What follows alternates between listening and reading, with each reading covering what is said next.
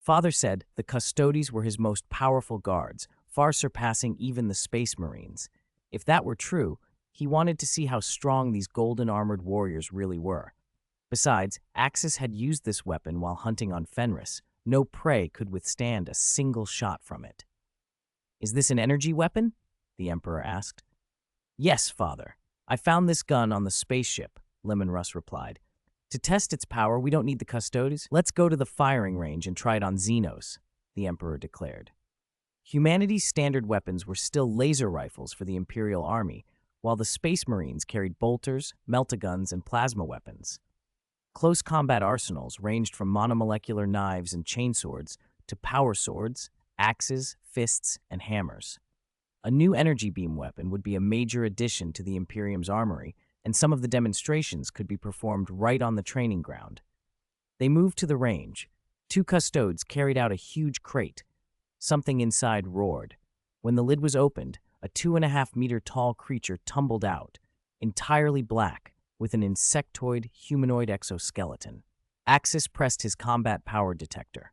The readout blinked 52 points, enough to kill an ordinary human instantly, and formidable enough to give an Astartes a fight. Axis estimated that an armored Astartes could face foes in the 140 to 180 range. Their superhuman organs and gear were no mere ornament. "This is a wicked Xeno we found when we attacked a planet," the Emperor said. "They're covered in thick carapace, possess immense strength, and can even rival an Astartes. Let's use it to test the weapon's power." Russ nodded and tossed the energy weapon to Axis. "Go, my little wolf cub. Blast it with one shot."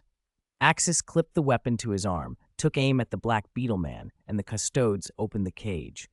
The creature roared and charged. Axis raised the gun and fired. A yellow bolt hissed from the muzzle and struck the Xeno. It exploded in a spray of shredded flesh. The creature, having closed less than 10 meters, was utterly destroyed, nothing left but a smear of black tissue on the floor. The weapon's power was undeniable. A regular Space Marine firing a bolter would likely need a full magazine to wound such a thing severely, and a chainsword decapitation would probably be required to finish it off. This gun made even an Imperial Army trooper capable of an instant kill.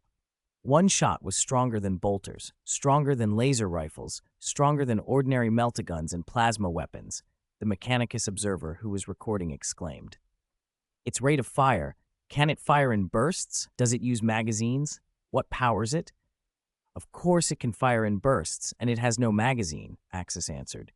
"One energy cell fires 1,000 times. Its cell is nuclear." The Frieza Legion's energy weapons were formidable. Anything under 200 combat power struck head-on was effectively dead. The greatest example of this kind of weapon, Axis thought, had once been used to swat away Great Trunks and then sneak attack and wound Super Blue Goku. It had been a reckless moment on Goku's part.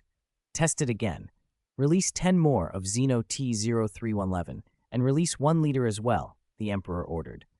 The Custodes hurried to the back of the range and brought out 11 large cages. Dozens of Xenos were set loose. Most read above 50 on Axis's device, and one reached 105 and stood 3 meters tall. When the cages were opened, a few of the smaller beetle men charged the nearby custodians, while the 105-point leader and some others lunged straight for the Emperor. Axis switched to rapid fire. Yellow bolts hissed, sizzle, sizzle, sizzle, then bangs followed, and the Xenos detonated under the strikes. One bolt even shattered 2 closely spaced beetle men in a single hit. Within seconds, only the 3-meter leader remained. Axis flipped the weapon to beam mode. A sustained yellow ray lanced from the muzzle, punched through the Xeno, and continued with undiminished force, gouging a deep hole in the wall behind it. "This weapon has 2 firing modes, single shot and beam," Axis explained. "The beam is like a charged shot. The longer it's held, the more powerful it becomes, but it can only be sustained for up to 5 seconds before the weapon overloads." "An excellent weapon," the Emperor said, nodding with satisfaction. "This will be of great use to the Imperium in the Great Crusade." If employed against an Astartes, even with power armor, the beam might well be a one-shot kill. The Emperor pictured the old green metallic skeleton he had once faced. Their green beams could disintegrate life outright. This gun should be given to the Mechanicus for reverse engineering. Then it could be fielded first to the custodes, then to the Astartes, and if mass-produced, bolters could be relegated to the ranks of the regular army. The Mars Mechanicum can attempt to replicate this energy weapon, a tech priest suggested. Russ, will you hand the gun over to the Mechanicus for reproduction? The Emperor asked. Of course, Russ replied, but once it's mass-produced, the Space Wolves will receive it for free, and half of the future sales revenue goes to us. Even in generosity, he would preserve rights and benefits. Just as the little wolf cub had advised, do not let the Mechanicum take advantage. Chapter 22, Arguing about the Martian Mechanicus. What is intellectual property? It's impossible for our Mechanicus. Merely deciphering its manufacturing process and then reproducing it would be an immense task. The cost alone would be astronomical. We don't know what materials this gun is made of, nor the exact production steps. All we have is a finished product right now. Replicating it will be extremely difficult. You bring us a single weapon and expect half of its future profits? That's utterly impossible. A tech priest of Mars shook his head. Though the Mars Mechanicum bowed to the Emperor, its priests still worshipped the Omnissiah, the machine god. Their institutions, their armed forces, their industrial worlds all remained intact. The Emperor had promised them stewardship of industry. If the Imperium wanted war gear, it placed orders with Mars. There was no such thing as giving away technology for free. At best, they provided technical assistance, and even that came at a price. I'm not finished showing you everything yet, Leman Russ replied, and that power level detector from earlier, your Mechanicum will be responsible for producing that too, right? He had more to reveal. Battle suits, medical pods, and an even greater prize he hadn't revealed yet, a hyperspace engine. Great Gene Seed Primarch, we honor you, but please do not be so greedy, a High Magos said, standing beside the Emperor, his body already 90% augmetic.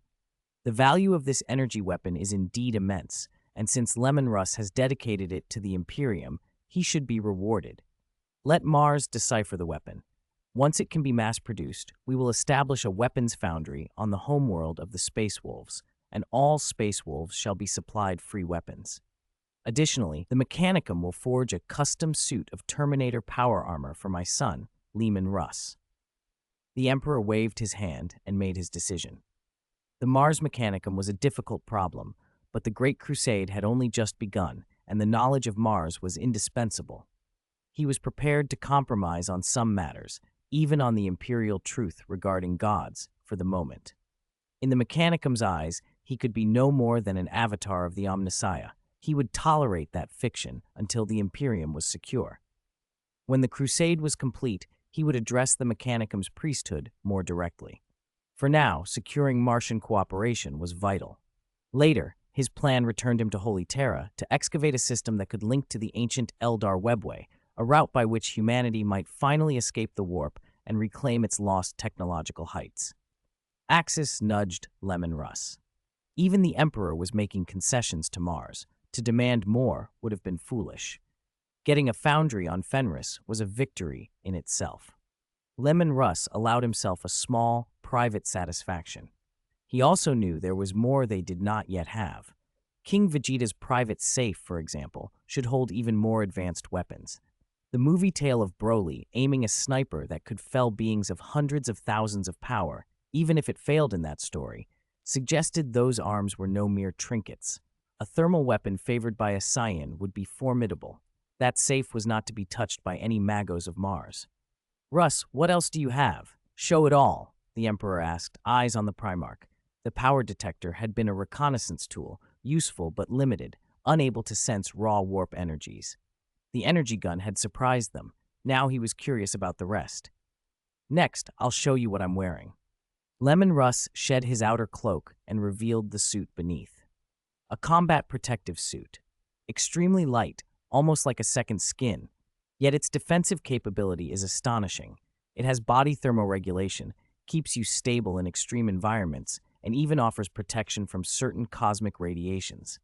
The Emperor stepped forward and plucked at the fabric. It felt like cotton beneath his fingers, soft and pliant, yet the weave was unlike anything he'd encountered. The chest plate and pauldrons were of a material he could not name. Then let us test its defensive properties, the Emperor said. Several custodes exchanged glances and understood immediately. A few minutes later, one of the custodians, having removed his Aquila-patterned Terminator armor, stood in subordinate garments before Axis. Leman Russ handed over the combat suit. The custodian, a human-sized frame, slipped it on with calm efficiency.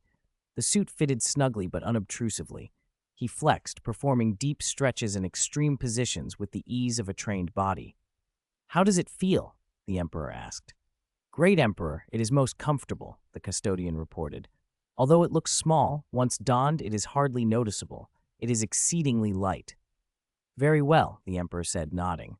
Having seen the energy weapon earlier, he was genuinely interested in this garment's defensive merit. He signaled to the custodians around him. They were to test, in measured steps, the armor's capacity to resist and to preserve the wearer in conditions that would otherwise call for Terminator armor. The room watched as an instrument of two cultures, the remote martial practicality of Fenris and the sacred, millennia-old crafts of Mars, were set against one another in the quiet, exacting scrutiny of the Emperor's test. A custodes drew a chainsword and slashed at the combat suit. With a tearing rasp, the blade nicked the surface, and a bolter was fired at point-blank range. After 2 attacks, the armor remained unmarked. The custodes moved on to melta and plasma weapons, higher-powered ordnance, but still could not breach the suit. Finally, they draped the suit over a dummy and tested a power sword. The blade bit through at last. Axis watched and smiled. Saiyan combat suits could withstand 1,000 points of attack. Anything under 500 wouldn't even scratch them. Among the Imperium's individual weapons, only power weapons could pierce such defense.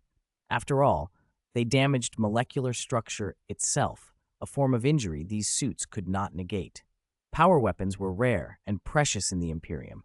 Only the elite ever carried them. Most close combat arms were monomolecular daggers or chainswords. "The armor's defense is astonishing," the Emperor said after reviewing the results, "but it has severe drawbacks. Unlike power armor, it does not enhance strength or speed, nor does it provide full-body protection. It lacks an internal oxygen circulation system and cannot operate in a vacuum." The tech priest at his side nodded. "It will take a long time to decipher the manufacturing process. This combat suit cannot replace power armor. It could be used as underarmor, worn beneath Space Marine power armor or custodes plate," Leman Russ offered. "I will take this suit to Holy Terra for replication. Hi Magos Kriski. Our ship still needs maintenance. You must also devise a new pattern of power armor for my gene seed offspring. Get to work." The Emperor waved a hand. "The following demonstrations will not be weapons tests. Your presence is not required." He intended the custodes to be fitted with the suit. Holy Terra had workshops that could produce custodes gear. There was no need to hand the technology over to Mars. And the Emperor had a feeling the next items in line should be seen by as few eyes as possible. The Mechanicus contingent bowed, packed the combat power detector and an energy gun, and left the training ground. They had learned enough for one day.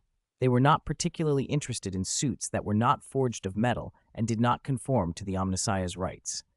"All Space Marines of the 6th Legion, all tech priests, withdraw.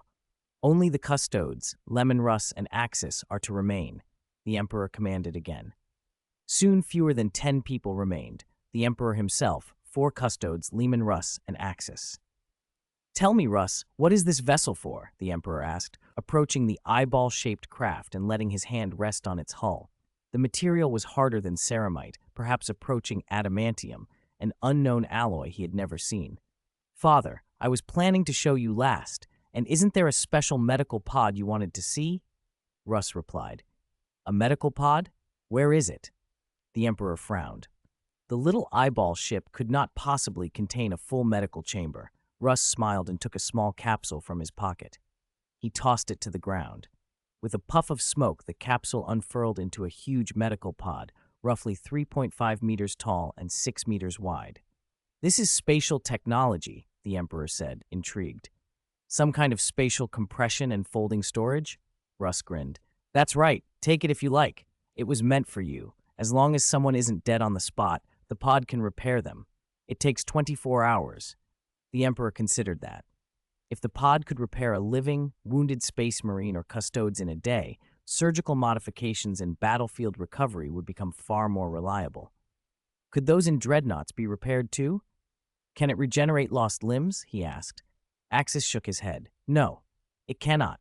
When the Great King was rescued by Cooler, he could not regrow limbs, so neither can this pod.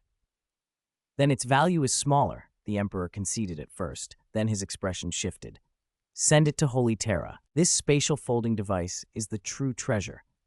If the technology could be reproduced and mass-produced, the implications were enormous.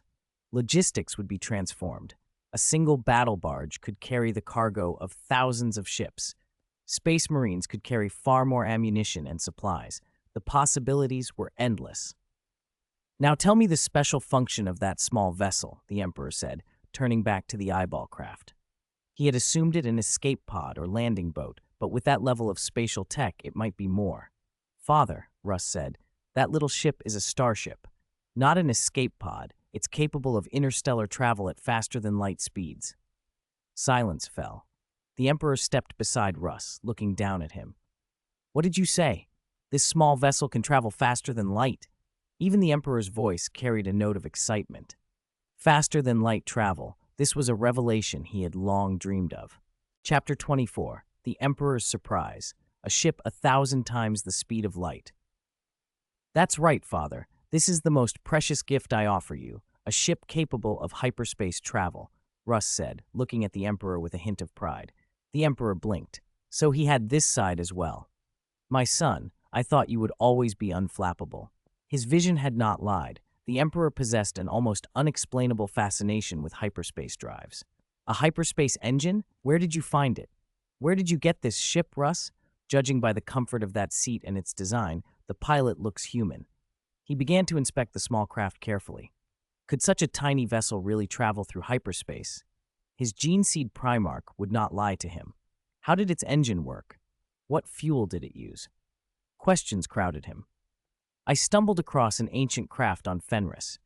Maybe it's a relic of our lost human civilization, or perhaps it's left behind by some other intelligence. Who can say? Leman Russ replied, evasive. Don't pry, he meant. I found it by chance, and the origin doesn't matter. What matters is that it is a hyperspace ship. Do you want it? The Emperor nodded. As long as it didn't come from the warp, the origin was of little concern. Can it fly normally? He asked. Of course, this is the ship's manual, and this is the remote. Leman Russ produced a controller that looked like a thick calculator and handed it to the Emperor, along with a small booklet. During the days since Axis's arrival, besides learning the language of Fenris, Russ had been translating the tongue of the Dragon Ball world. The manual had already been rendered into High Gothic. The Emperor took the manual and, after studying it carefully, learned how to operate the craft. I'll run a performance test. Take Leman Russ back to rest. After I've finished, we'll talk about your reward. He waved toward Axis and Russ, then lifted the eyeball-shaped ship and moved to leave. Nothing else held his interest now. He needed only to verify the hyperspace engine.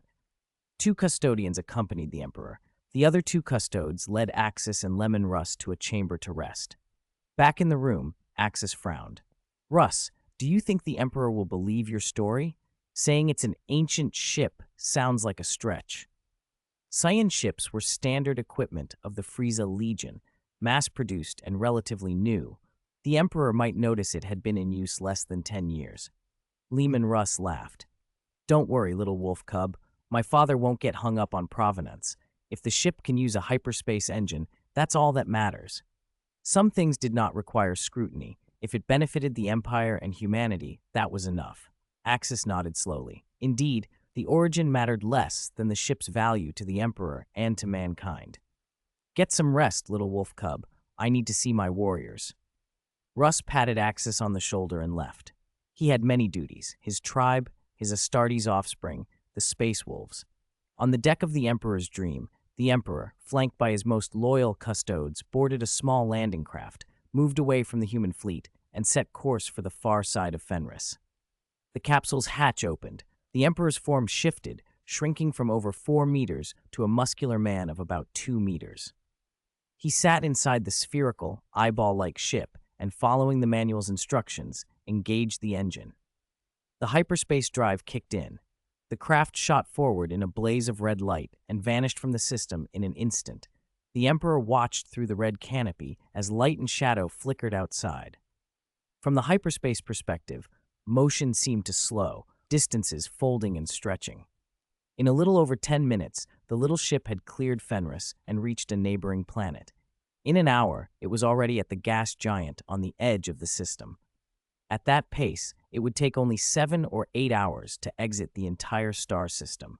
What speed was this? Roughly 1,000 times the speed of light. That was more than adequate for short-range travel within the galaxy. Thousands of years ago, when human civilization reached its zenith, technology had approached extremes few could now imagine. Nanomachines under human control could devour a star in an instant. Their power was beyond current comprehension. Even then, however, humans had not achieved a truly stable hyperspace engine. Exceeding the speed of light is not enough. To navigate the galaxy reliably, only a few or even a dozen times light speed is insufficient. 100 times light speed would still take a millennium to cross the galaxy. Warp travel, by contrast, can be completed in months or even minutes under ideal conditions, though it can also stretch into centuries or result in total loss. For journeys of 1,000 light-years or more, the difference between a 100-fold speed of light and warp travel is enormous. The apex of humanity produced ships capable of many times light speed, but galactic traversal remained impractical, which is why the Emperor pursued the Eldar webway instead of chasing a hyperspace engine. This small vessel, however, changed the picture. At 1,000 times light speed, crossing a galaxy 100,000 light-years across would take about 100 years. For most practical purposes, that was far preferable to the warp. Within 1,000 light-years, the vessel could make the journey in a year. For shorter hops, it could arrive in months, rivaling warp navigation.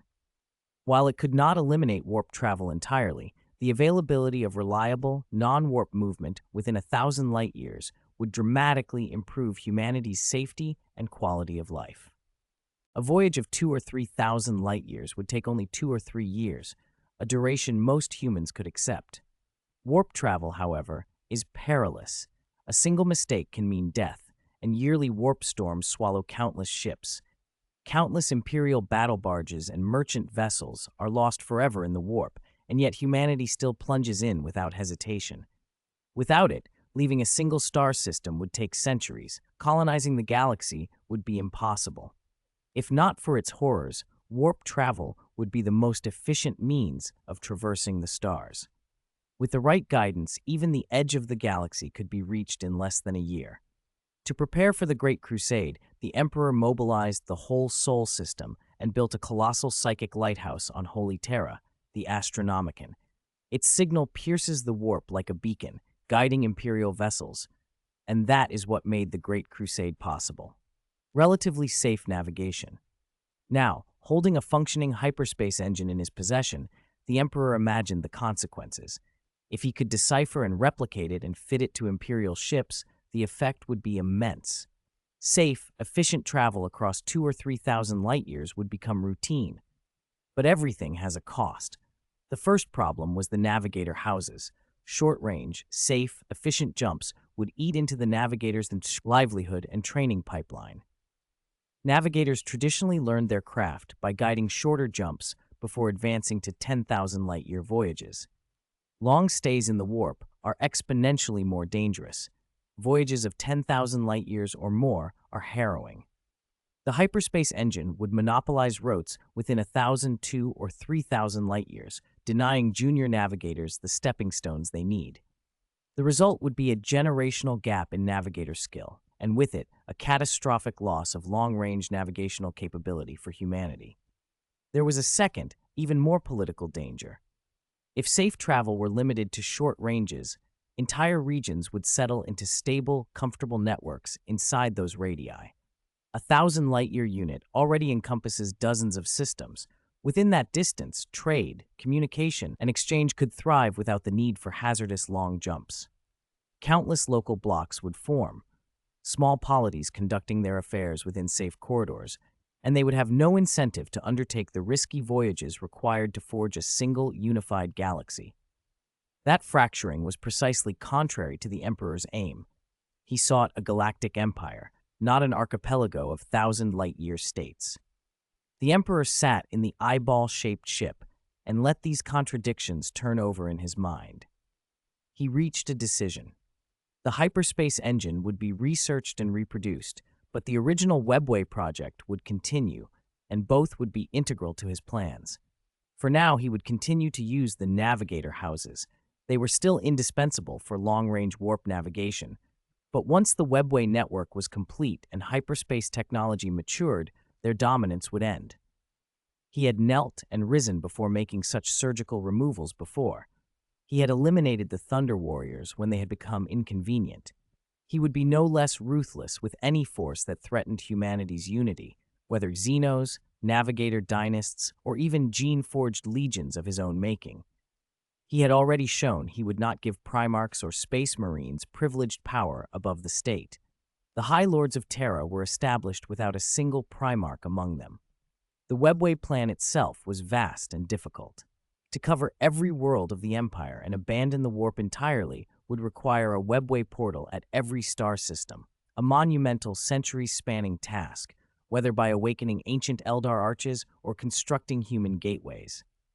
Yet the hyperspace engine altered the calculus. Rather than attempting a portal at every system, humanity could build a smaller number of great Webway arteries and use hyperspace engines for routine travel inside sectors. Over decades and centuries, with links of several thousand light-years connecting major nodes, a few expansive Webway networks would suffice to knit the Empire together. Combined, the Webway and the hyperspace engine would raise the efficiency of human travel by orders of magnitude. The most intractable weakness of the Webway project, the need for ubiquitous entrances, had been mitigated. What had once seemed insoluble now fit into a grand design. The Emperor closed his eyes and let a new plan take shape. A perfect, layered system of transport where hyperspace engines handled short-range, routine movement and a growing human webway carried the long arteries of the Imperium. He pictured a 1,000-year future in which humanity entered a golden age, surpassing even the dark age of technology, free from the predations of the warp. The discovery of the hyperspace engine felt like fortune itself offering a gift. He also understood the cost. Large-scale use of the webway, especially human expansion into corridors the Eldar had once held, would invite conflict. War with the Eldar was inevitable. Once the Great Crusade had run its course and his transportation network could sustain the Imperium without them, the Eldar would be dealt with as abominable Xenos. Satisfied with the direction of his thought, the Emperor piloted the small ship back toward Holy Terra. He assigned 10 custodians to guard the craft around the clock and resolved that formal engine research would be undertaken upon his return to Terra. The work would begin there. The new plan would be set in motion. Chapter 26, The Agreement Between Russ and the Emperor, the Ownership of Axis Strength. There was still a long road ahead before the hyperspace engine could be fully understood and put into mass production, but humanity's bright future had already begun to take shape. Over the next few days, Leman Russ was required to study many facets of the Imperium's knowledge. As one of the future Imperium's most important leaders, Russ could not afford to be ignorant. His schedule was packed. Though he was a barbarian, the Primarch's terrifying intellect and gene seed allowed Russ to learn quickly. He even tried to teach Axis some of the Imperium's literature. Axis, however, proved a hopeless student. Expect a Scion to soak up textbooks? What a joke. Fighting was one thing. Anything beyond that was another world. Compared to Russ, Axis considered himself the true barbarian, the kind that could still transform into a great ape. A few days later, the human emperor met Leman Russ and Axis alone in a small chamber. Only the emperor's custodes stood guard outside. No one else, not even Horus, was present. "You've arrived. Sit," the emperor said in unusually good humor, smiling as he motioned them to the seats. "Father," Russ replied with a grin, "it seems you are about to fulfill the promise of a reward." "Ah, the things you gave me are indeed invaluable." The emperor's expression brightened. "But first, a command in the name of the Lord of Mankind. Yesterday, you did not present any hyperspace engine spacecraft. You only demonstrated battle suits, energy weapons, combat power detectors, and medical pods. That matter must remain strictly confidential. When you leave this room today, you are not to remember it." He did not say it lightly. The hyperspace engine was of such consequence that, had these two not been one of his Primarchs, and the other the favored future Captain General of the Custodes, the Emperor might have erased their memories outright. "We understand, great Lord of mankind. We saw nothing yesterday and know nothing," Axis said, keeping his expression blank.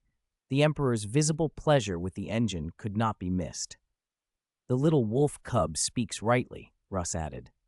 "We only brought a combat power detector, battle suits, energy weapons, and metapods." "Very well. Then tell me what reward you desire," the Emperor said. "What you have given me will be of immense benefit to the Imperium and to the future of humanity. Russ, today I will grant whatever you ask." Russ did not hesitate. "Then I will not be formal, Father. I ask that, once Axis has completed all Custodes augmentations and modifications, he may return to my side and accompany me on the Great Crusade. That is my only request." The Custodes standing guard exchanged sharp glances. Russ's request was an affront by their standards. The Custodes belonged personally to the Lord of Mankind. They served him and him alone.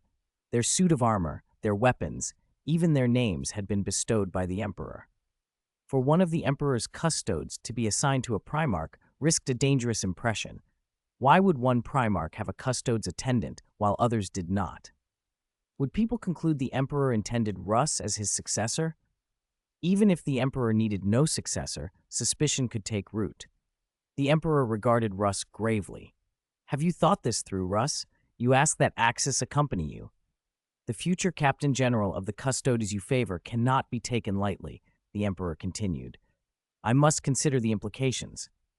"Yes, Father. That is my request," Russ answered with steady determination. For a moment the room was very still. Then the Emperor nodded. "I understand, Russ. If you truly wish to keep your little wolf cub at your side, I will grant it. I promised you that as long as a request does not harm humanity or the Imperium, I would fulfill it." His readiness surprised even the Custodes. They had expected he would refuse outright. After all, one such concession could prompt others from different Primarchs.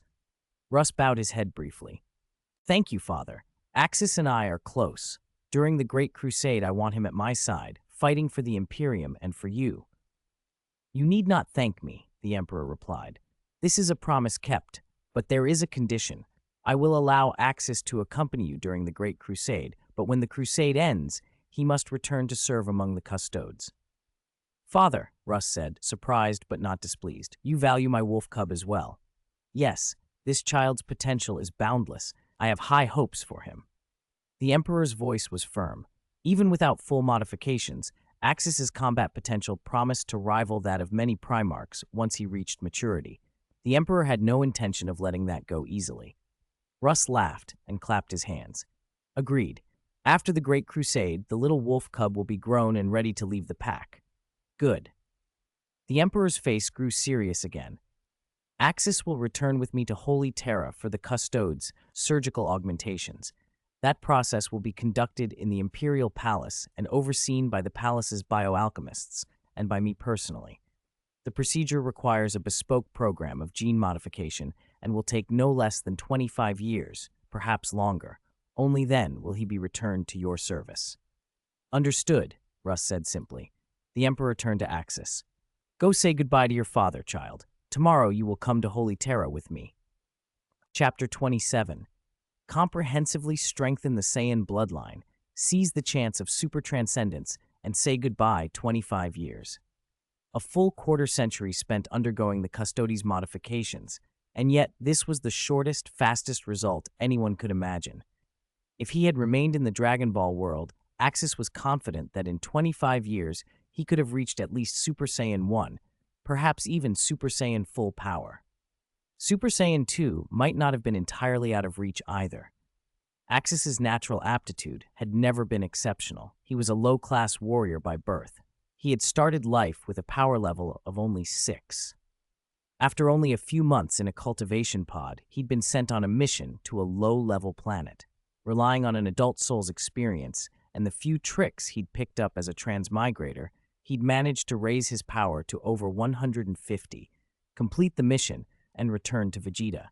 In true aptitude, he was far below Nappa and Raditz, and as for comparing himself to Kakarot, well, Kakarot was the protagonist.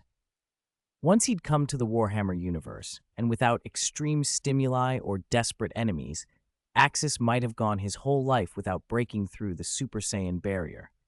In the Dragon Ball world, he could hide away on a quiet planet, cultivate in peace, grow the number of S cells in his body, and work toward transformation. He could use the Dragon Balls to hunt down treasures, spirit tree fruit, potential unlocking from a Namekian Grand Elder, or assistance from an old world king god, to improve his aptitude late in life. The Warhammer universe offered no such respite. Endless war followed him everywhere. Even Space Marines, whose lives theoretically spanned over 1,000 years, rarely reached such ages in practice. 300 or 400 years was already exceptional, and many fell well short of that. During the Great Crusade, the average age of Space Marines killed in action was under 100 years. If Axis wanted to get stronger here, he had to accept augmentation. The Custodes modification was a comprehensive genetic enhancement. Axis had a hypothesis. Saiyan strength was tied to the S cells in their bodies. If the Custodes surgery could massively increase S cell counts, or even revert a Saiyan bloodline to an ancestral state, trigger a new round of evolution, what would that mean? Broly in the old and new movies, whether the legendary Super Saiyan or the version who could naturally access Great Ape power, both represented ancestral states. If he underwent a full Custodes gene strengthening, what might a Saiyan become? Axis dared to imagine more than an ordinary Super Saiyan. He allowed himself to picture the legendary Super Saiyan, the true berserker form of the Super Saiyan, a terrifying, peerless force. The Custodes enhancements promised a calm mind where madness might otherwise take hold, a physique stronger than even a legendary Super Saiyan, vastly improved endurance, faster reflexes, and phenomenal recovery.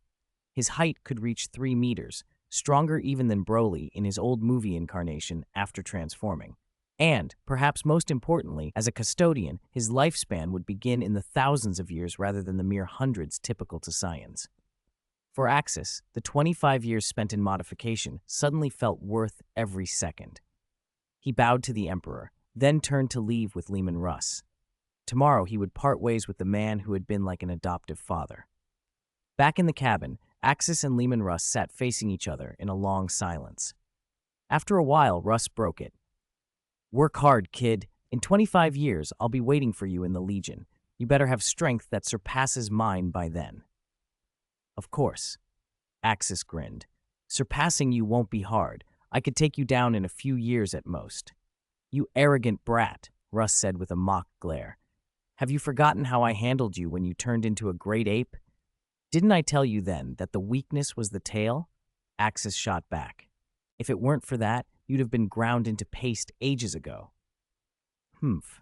If I'd really wanted to hurt you, little wolf cub, I could have smashed you even in your great ape state." "Ha! Impossible. When I go great ape, my power multiplies tenfold. Back then, I hit 4,000, Axis said. He remembered the fight clearly. His base power at the time had been 400, and the great ape form had boosted it to 4,000. With the berserker strength and defense of a great ape, it would take at least 6,000 to beat him. Saiyans were unstoppable among their peers. The transformation had torn up terrain for a 100-mile radius. When he'd finally come to, Leman Russ lay near him, bleeding and spent. Axis knew then he had nearly killed the man. "You had no reason. You weren't yourself. You were a beast. I'm good at dealing with beasts, kid. Even if I hadn't cut off your tail that day, I could have handled you," Russ said, but there was no malice in his voice. They laughed, and the mood eased. Father and son traded stories about eating contests, hunting rivalries, feats of strength, and foolishness. Russ grew sentimental. "My little wolf cub, when you return to the Space Wolves, I'll hold a proper celebration. After you leave, I'll personally brew a jar of Fenrisian mead and seal it. The day you come back, we'll open it and drink together." By Fenrisian custom, Axis should have waited until he was 16 to drink, and Russ would have been the one to give him his first cup. Russ decided to adjust the custom to fit his own temper. "One jar won't be enough. You need at least 100. You know your appetite." "Pfft, then brew 200, Axis said. "Ha! 200 it is," Russ promised. They spent a pleasant evening together. The next day, the Emperor presented Leman Russ with a Gloriana-class battleship, accompanied by a dozen destroyers, battle barges, and frigates. He also entrusted tens of thousands of the 6th Legion Space Marines of the Space Wolves, along with a large cadre of Mechanicus tech priests and Imperial auxiliaries, to Russ's command. Then the Emperor took Axis aboard the Emperor's Dream. The ship engaged its warp drive, and the Emperor's Dream slipped into the warp, beginning its journey back to Holy Terra. Chapter 28. S-Cells, Guerrilla Power, Emperor's Custom Enhancement Package. Travel within the warp didn't feel all that different from the real universe. It was dangerously chaotic, but with the human Emperor's efficient starships and the Astronomicon of Terra, the threat could be held at bay. And this ship had the ultimate deterrent aboard, the human Emperor himself, the Dark King's Alta Count. No vessel in the warp was safer. What Chaos Demon would dare approach, unafraid of death? Security was effectively maxed out. Saiyan combat power was off the charts and their survivability far exceeded that of ordinary humans, but even they were not immune to absolute hazards. Prolonged exposure to vacuum was still fatal. Even the legendary Super Saiyan Broly, after being flung into the sun by the Sun family, was dead. The Frieza line fared slightly better. Frieza survived a planet's destruction, and Cooler endured being cast onto a sun's surface, but try tossing the human Emperor into the sun and see what happens. An immortal physiology teaches harsh lessons. The immortals of the Warhammer universe were peculiarly resilient, capable of reviving even if their bodies were disintegrated to the molecular level. Their kind of immortality outclassed even Majin Buu. Against such anomalies, the Saiyan defense that seemed so formidable could look paper-thin. "Come, Axis, I need a sample of your blood and some tests," the human Emperor said as he approached Axis. He rarely performed the surgical customizations for new custodian guards himself. Before uniting Terra, he had recruited a cadre of bioalchemists using his knowledge and formidable psychic powers. The bioalchemists' techniques, combined with biotech he'd salvaged from the Golden Men in the Golden Age, formed the basis of the custodian guard's current templates. Each surgery was bespoke, and the Emperor intended to design Axis's modifications personally. "All right," Axis said and followed him into a private laboratory. The human Emperor drew a small syringe, took a sample of Axis's blood, and began a battery of analyses. Axis watched, curious, as the Emperor methodically examined his blood, his body, and his skull. From the results, the Emperor concluded Axis was human. His cells could fuse with human tissue, so there was no reproductive isolation. But the deeper the genetic tests went, the more astonished the Emperor became. Axis's potential was extraordinary. It seemed he had been born for war. A warrior line was literally written into his DNA. Within Axis's cells, the Emperor found a cluster of very special golden cells. The energy signature they carried was ancient and immense, but the cells themselves were painfully rare, present in only minute quantities. If that energy could be stimulated, it would amplify Axis's strength by orders of magnitude. The problem was quantity. The rare cells could not self-replicate under normal conditions. To produce a lasting transformation, they would need to be increased by several hundredfold, reaching a critical mass to trigger a qualitative change. That could be the primary focus of custom genetic enhancement. The Emperor considered using cell enhancement training protocols to stimulate division of the golden cells, supplemented by genetic engineering to promote replication. It would be an uphill task, but feasible with surgical and biochemical intervention. Another discovery complicated and amplified Axis's potential. He carried an unknown gene similar to the great ape locust known on Earth, a primate-derived transformation gene, but far more violent. The Emperor had witnessed Fenris's great ape metamorphosis and his battle with Leman Russ through psychic visions. He knew how fearsome a tenfold increase in power could be. The great ape gene and the golden cells in Axis's body seemed to resonate with each other. Together, they could produce explosively greater power. That said, both the golden cell transformation and the great ape state threatened Axis's sanity.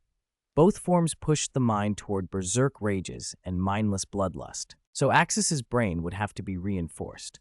The Emperor planned to install a specialized neural core derived from Primarch tech to help Axis control the transformations and resist warp corrosion of the mind.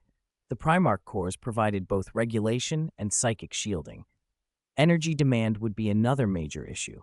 Transforming into a great ape or activating the golden cell surge consumed prodigious amounts of energy. It explained Axis's monstrous appetite. Every cell in his body demanded fuel. His caloric intake should be calculated around his great ape state. Therefore, a life energy furnace, standard in custodian guards, would be integrated into his physiology.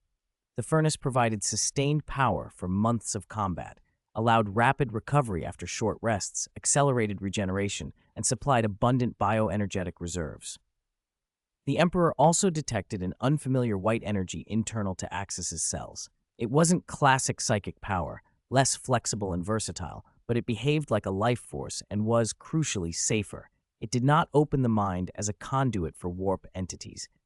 It was also highly destructive in its own right. The Emperor had seen its force firsthand in their previous encounter. Its nature remained unknown, but its destructive and lifelike aspects made it an attractive complement to the planned enhancements. Axis, describe your key for me, the Emperor asked as he worked. It's a life energy, Axis replied. It comes from every cell. I don't know the detailed mechanics. The Emperor gestured.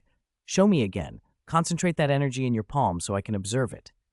Axis nodded and gathered his key.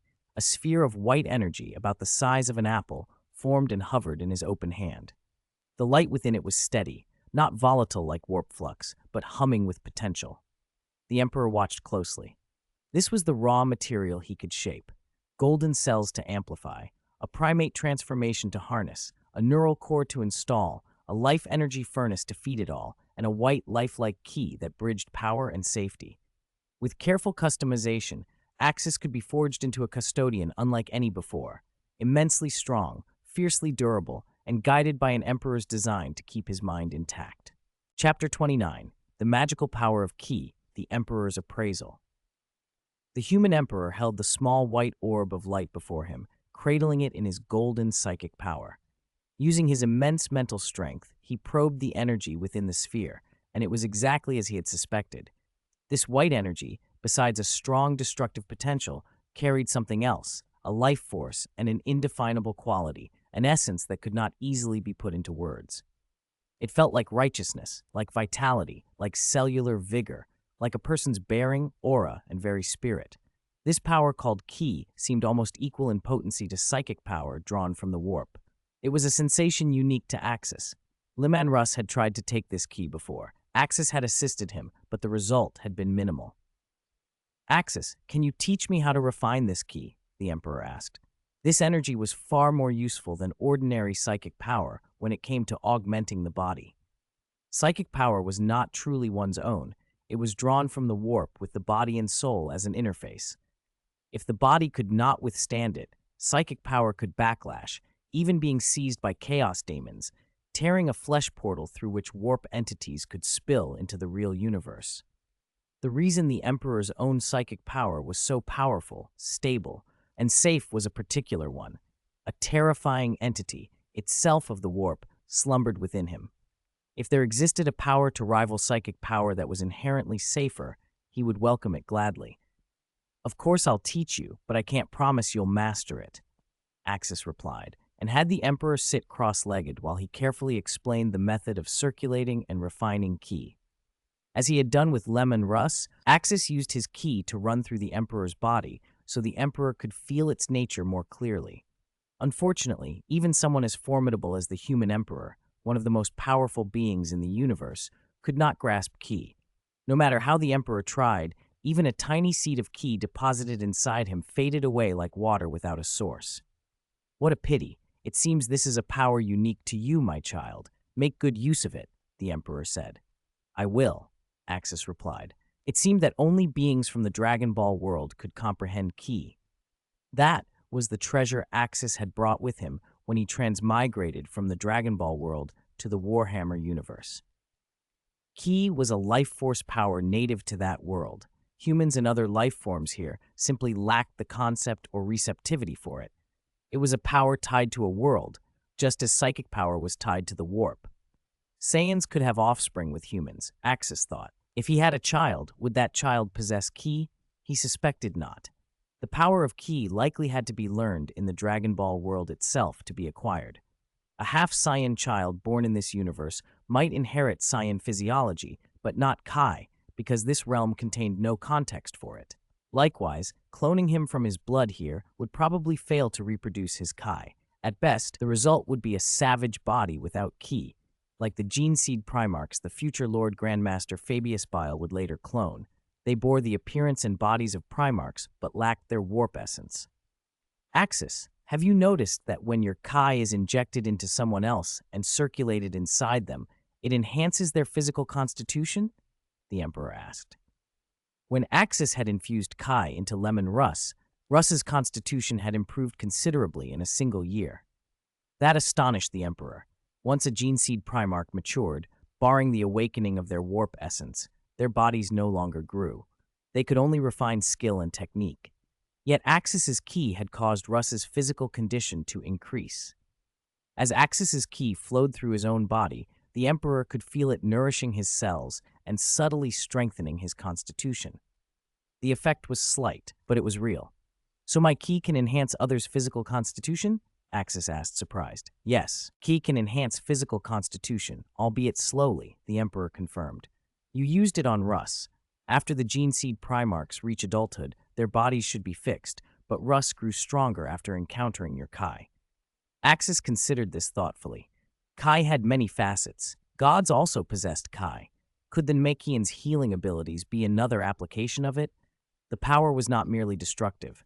The Emperor was right. Axis needed to study Kai further. Axis, the Emperor added, have you noticed its other properties? Because ki carries life force, in theory it can sustain life. That's true, Axis acknowledged, but its healing effect isn't nearly as good as the medical pods you use. Ki can keep someone barely alive, but it doesn't repair damage the way proper treatment does. Namekians, however, have unique healing abilities that may be a different application of similar energies. The Emperor nodded. This power is foundational. You have so far developed its destructive aspects. In time, you must explore its other uses. Trust me, ki is not as simple as it appears. Axis agreed.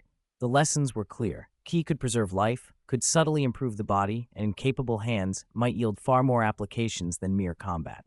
The Emperor's appraisal made it plain that this strange gift from another world could be of tremendous significance in the Warhammer universe, if only its mysteries could be unraveled.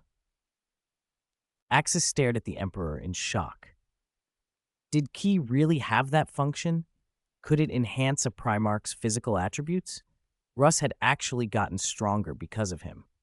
When Russ first picked him up, his combat rating had been 1600. Now it had climbed to nearly 2000. A gene seed Primarch didn't gain new physical attributes after reaching maturity. The Emperor would know that, since he created the gene seed Primarchs. But in the Dragon Ball world, ki could indeed augment a living being's physical quality. The young Goku, who'd first appeared, could take bullets to the body without issue. Beyond a Saiyan's inherent defenses, ki contributed as well.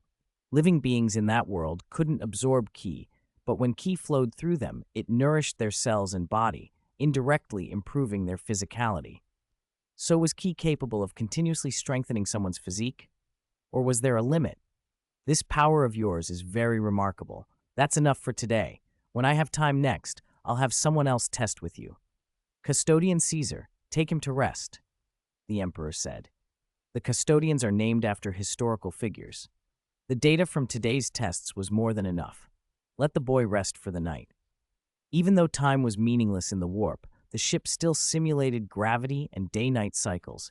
It was a special privilege of the Emperor's dream. I understand, Emperor. I'll rest. Axis nodded and followed a custodian to his private chamber. The custodian did not leave when Axis entered. He stood motionless at the door. Axis's mouth twitched. This level of treatment wasn't even normal for a gene seed Primarch, was it? A custodian posted on his door. After a short rest, a team of servitors delivered enough food to feed a dozen people. The Emperor knew Axis's appetite. This kid ate even more than Russ. At over 20 meters tall by monster standards, His cells craved a staggering amount of energy. After a hearty meal, Axis thanked the guarding custodian and collapsed onto the bed, fast asleep. The custodian at the door frowned as he watched Axis sleep. Ordinary custodians didn't receive this kind of special treatment. What made this boy so important to the Emperor? The night passed uneventfully. Early the next morning, the same custodian came to inform Axis that the Emperor wouldn't see him today. He had been very busy and had already scrubbed many things to spend the day examining Axis's body yesterday. Today, Axis was free to use his time, and the custodian would attend to any requests. Axis thought a moment and asked to be taken to the training hall. He couldn't stay cooped up in his room all day. The custodian nodded and led him to the Emperor's dream training room, the same place where Russ, the Emperor, and Axis had tested the Saiyan weapons. For training, I'll need a suitable opponent, Axis said, glancing at the custodian alongside him. The custodian's combat rating was roughly 1 in 100 to 200. Axis's current rating was already over 700, and with the Saiyan body and ki flow, he wanted to test himself against a custodian. The custodian looked slightly surprised. Did the kid want to spar? Too confident, were you, child? I could summon training servitors, the custodian said. There's too much gap between us. You're not a match. No. I like opponents who are evenly matched or a little stronger. The harder the challenge, the better. Axis stretched on the training floor, then beckoned to the custodian. What a waste to have such a golden guardian posted for me. He might as well be used. Are you sure you want to fight me? The custodian asked. His orders were to protect the boy and see to his needs. If the boy requested a fight, there was no reason to refuse. Stop talking. Bring it on, Axis said. All right. The custodian nodded, set aside his golden power weapon, and had servitors strip off his gilded armor. Standing in the black undersuit, he filled the space, a bald giant nearly 3 meters tall. Axis inhaled, letting ki surge through him. A faint blue aura flared around his body, a ki-tinged flame. Custodian Caesar narrowed his eyes. He felt a strange energy fluctuation in the air, something he'd never encountered. Intriguing. Should he hold back? Ready? He asked. Come on. Caesar's voice was deep and powerful, his muscles faintly bulging beneath the undersuit like a beast about to strike. Axis smiled, leaning into a fighting stance. Caesar didn't hesitate. His figure blurred and vanished from his initial position, moving so fast it was almost invisible. But Axis's perception had long surpassed simple sight. Riding the current of his ki, he traced Caesar's trajectory with precision. Left, Axis thought, shifting his body quickly. Caesar's massive fist grazed his clothes, stirring a gust of air. Surprise flashed across Caesar's face, but he kept up the offense, sweeping a kick toward Axis's waist. Axis tapped the ground and leapt up lightly, avoiding the blow. He flipped in the air, landed smoothly, and wore a confident smile. Don't underestimate me after sparring with Russ for so long. Caesar snorted and renewed the assault, a flurry of punches, each strike whistling through the air. Axis was as slippery as a fish, weaving through the openings, slipping between attacks and answering with swift counters that sometimes forced Caesar to give ground. This kid's reaction speed, it was incredible, and his combat experience ran deep. Caesar was secretly stunned. Aside from his fellow custodes, he had never seen anyone who could completely evade his strikes at such close range, especially not a child whose shoulders barely reached his knees. Axis didn't rush to counterattack. He was studying Caesar's combat rhythm, feeling the custodian's movements. Ki wasn't only destructive energy, it also sharpened perception, much like observation hockey in one piece. Axis sensed every strike, predicted them, and slipped away with perfect timing. The custodian's technique was exquisite, every motion honed through countless trials, leaving almost no openings. That was what made the fight interesting. Ki isn't just an offensive force, Axis murmured. It can read the rhythm of battle and your weaknesses. Ki surged through him. His motions grew faster, smoother, and stronger. Axis blurred, splitting into a handful of afterimages for an instant. Caesar's pupils pinched. So fast, this kid might be a monster. Over here, Axis called from Caesar's right and delivered a hand chop aimed at the custode's shoulder. Caesar brought his arm up to block, but the blow was harder than he expected. It numbed his limb. Axis leapt back immediately, keeping distance. He was fighting a humanoid giant bear and couldn't afford to be touched even once. The Saiyan's natural fighting instincts were on full display. Caesar's alarm deepened. A child whose strength could match his? Was this some joke or a gene seed Primarch? He could no longer afford contempt. Narrowing his eyes, he fought with everything he had. To treat this boy as a child would be a grievous error. Axis's combat ability far outstripped an ordinary space marine. He was not even weaker than a Custodes recruit. Caesar's attacks grew fierce and lethal. Even without power armor, a Custodes was a deadly killer. Yet Axis anticipated each strike. His small frame moved with uncanny agility, evading and striking from unexpected angles. A Custodes' stamina, endurance, and recovery were legendary. Caesar had taken hits and was still fine, but even he knew he couldn't trade blows indefinitely. A decisive victory had to come quickly. Axis didn't give him a moment to recover. His blows came like a storm, each empowered by ki and guided by perception. Although Caesar managed to parry some strikes, he began to fall behind. A white glow built in Axis's palm and a compact qigong wave burst forth, slamming into the Custodes. With a muted explosion, Caesar was thrown back several steps. The alloy floor beneath his feet dented deeply. He dropped to his knees.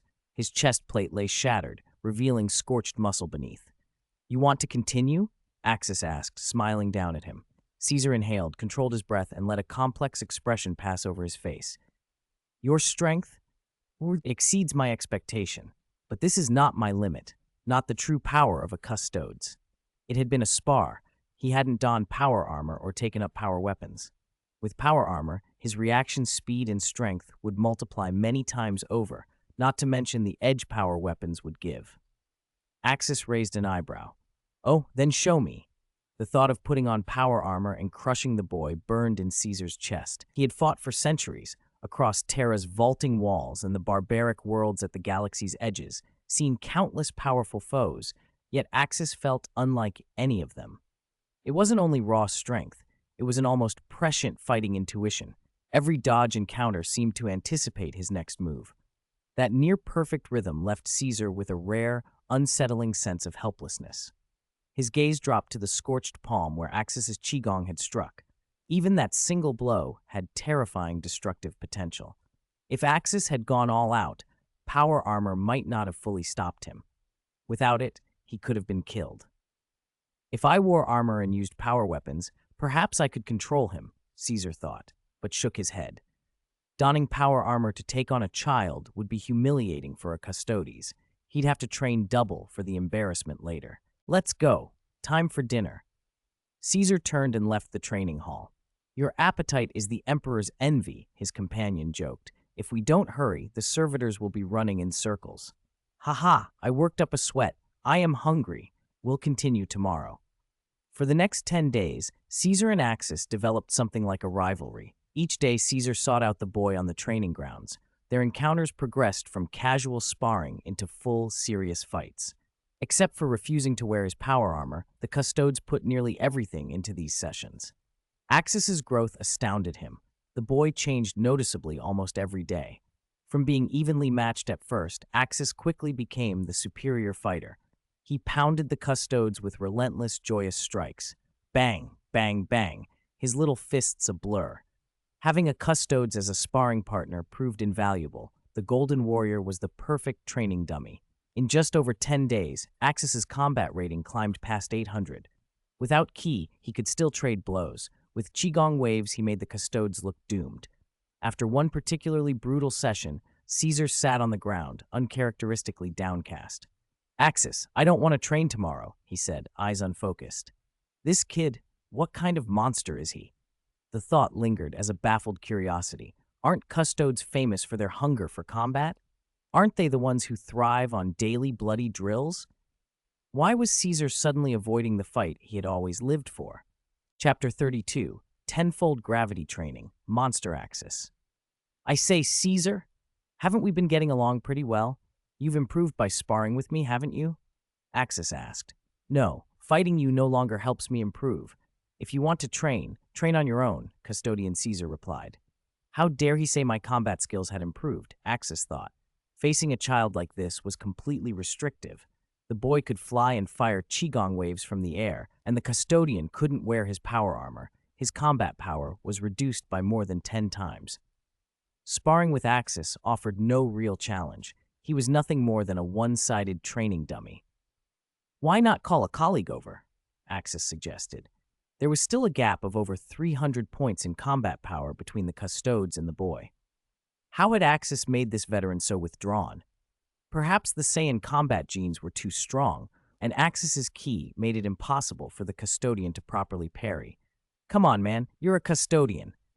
How can you act like a beaten old soldier after one loss? You're supposed to protect the Emperor. No need. The Emperor ordered me to protect you. The others each have their own missions, Custodian Caesar said.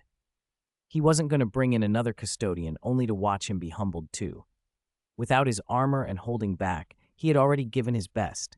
Axis could dominate him in close combat and hit from range with ki waves. Their relative combat power just didn't make sense. Even if Custodian Caesar had never seen the full strength of a young Primarch, he felt that not even a gene seed Primarch at this age should be this terrifyingly strong. There was no point summoning more to be defeated. How about I give you a little benefit? Axis continued. The Emperor had said his ki could enhance others' physical performance.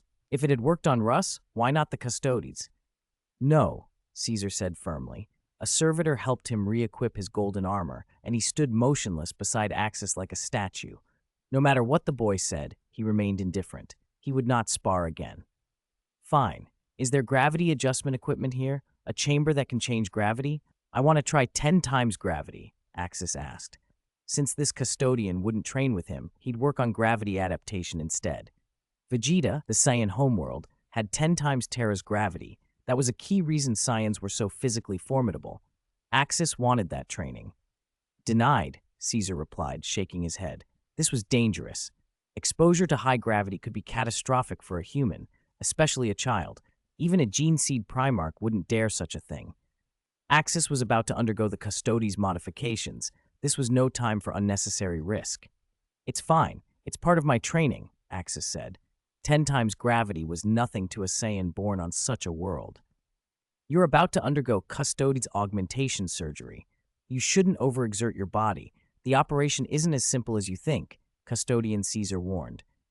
The ideal age for Custodes augmentation was between infancy and 7 years old. Older ages sharply reduced the chances of success.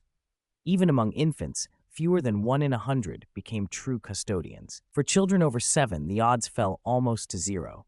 With Axis's exceptional physique, the odds might be much better, but he still needed rest and preparation, not reckless training. If you're so confident, it's not impossible. This ship has a gravity chamber that can reach 20 times gravity, the Emperor said, appearing in the training room as if from nowhere. Caesar immediately dropped to one knee. I was unaware of your presence, my lord. Forgive me, Caesar said. I've only just arrived. I've been watching your bouts, the Emperor replied. The Emperor's psychic sight was terrifying. If he wished, he could sweep an entire world at once and take in everything that happened. Besides attending to matters of the Imperium, he had been observing Axis with that sight for the last few days. He was curious about Axis's matchups with the Custodes. Logically, no matter how talented Axis was, he should not have been able to defeat a custodian at this age, even without armor. Yet the reality was shocking.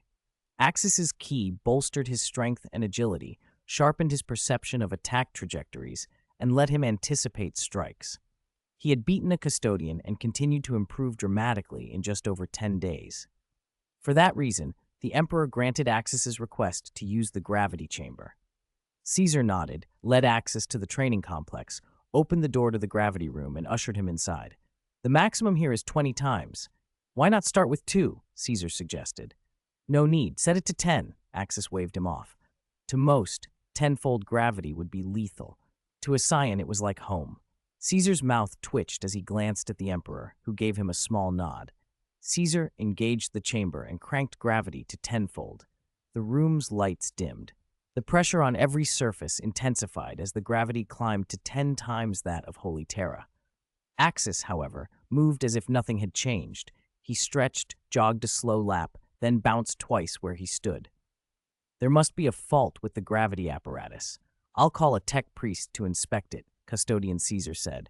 This was not what he'd expected. The machine had to be malfunctioning.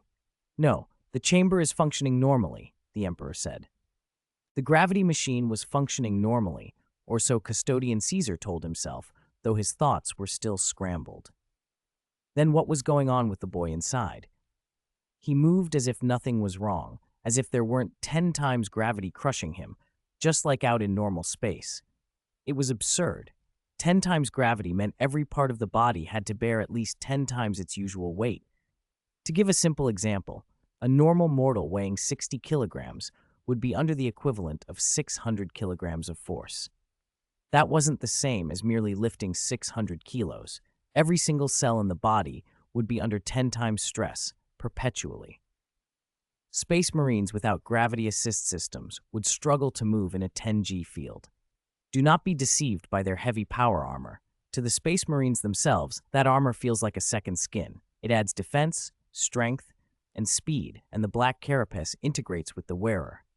If Custodes entered a 10G environment unassisted, they could only move at the pace of a normal human. Even with power armor and anti-grav systems, resisting such an environment was hard. But to enter in pure physical form and behave as if nothing were wrong, that was monstrous. Axis was having the time of his life in the gravity chamber. He did push-ups, sit-ups, jogging, and punching as if they were all ordinary training. This child can adapt to a 10 times gravity environment. His physical constitution has already reached the level of an ordinary Custodes recruit, the human emperor said, admiration in his voice. He bore 10 times gravity easily, and it did not seem to be his limit. And he had not received any surgical enhancements yet. His physical baseline already eclipsed even the Thunder Warriors and matched Custodes recruits. His innate lineage was simply extraordinary. Human Emperor, Custodian Caesar said with a sigh as he watched Axis train in 10G, I believe that even without Custodes' surgical modification, this child's future will be no less than a gene seed Primarch. No, the human emperor replied firmly. He must undergo gene surgery modification. I've tested his blood. His lineage is indeed powerful, but without genetic enhancement, his theoretical lifespan is only 200 years. Under high-intensity combat and training that could drop to 150, even to barely over 100 years.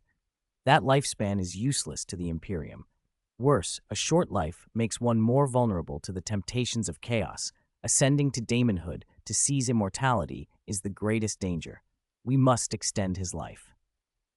Custodian Caesar nodded. It was true. Lifespan was the boy's greatest future problem. If his life could not be lengthened, he would be only a fleeting wonder. The Custodes' gene surgery enhancements were the best currently known, capable of extending a life to several thousand years. We will reach Holy Terra in a little over 10 days, the human emperor said. I will personally arrange his gene enhancement surgery. Being able to withstand 10 times gravity meant Axis's cellular strength was at least 10 times that of a normal human. At his age, only a gene seed Primarch would show comparable numbers. Custodes' enhancements had been designed for ordinary humans. Even the gene seed Primarchs initially had human-scale gene strength. Their genes were combined with Erda's, then amplified by technologies the Emperor had obtained through the warp, and by integrating soul fragments of a warp subgod. Even so, in the Emperor's view, the gene seed Primarchs were not the final ideal. This child might tolerate even higher intensity genetic optimization. During the Dark Age of technology, the human Emperor had been part of the Golden Men. He and Lord High Counselor Macardo possessed many lost human genetic technologies, which were used to craft the gene seed Primarchs. Ordinary humans could not survive such procedures. The question now was whether this boy could. The Emperor had already planned to give Axis the special brain core used by a gene seed Primarch. If the boy could endure it, why not add more? The Primarch's ultimate heart, super-skeletal reinforcement, specialized meninges. Aside from lacking pieces of a warp subgod and the Primarch's original genes, full Primarch-level enhancements might be possible. This child's genes seemed strong enough to take the procedure. For the following 10-plus days, Axis spent almost all his time in the gravity chamber, living his life there, eating, drinking, sleeping, training.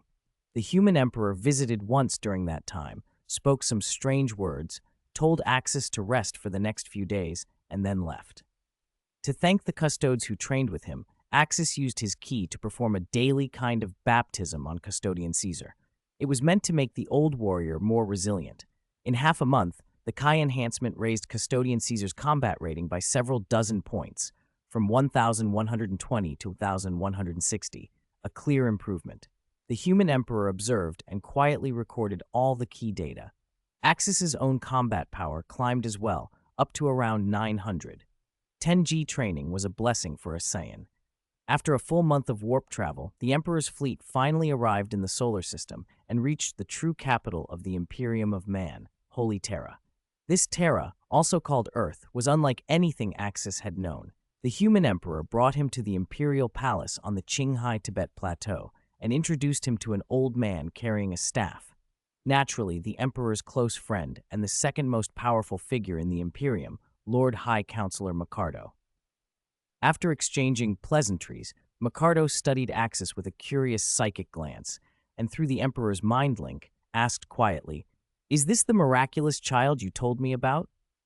Then he led them further into the imperial palace.